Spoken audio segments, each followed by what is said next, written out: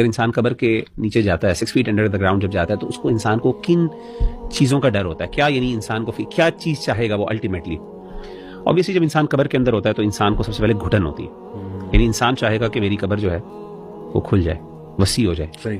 یعنی وہ جو ہے نا کہ میں ایک مٹی کے اندر یا ایک چھوٹے سے خانے کے اندر بند ہوں اور اوپر میرے اوپر اتنی مٹی ہے اور میں باہر نہیں نکل سکتا. اور اوپر ایک مومن کے لیے سبحان اللہ حدیث میں آتا ہے، صحیح حدیث ہے کہ اللہ کے رسول صلی اللہ علیہ وسلم نے فرمایا کہ مومن جو ہے اس کے لیے تا حد نگاہ، جہاں تک حتی مد البصر، یعنی یہاں تک انسان کی آنکھ جاتی ہے ہماری آسمان تک جاتی ہے.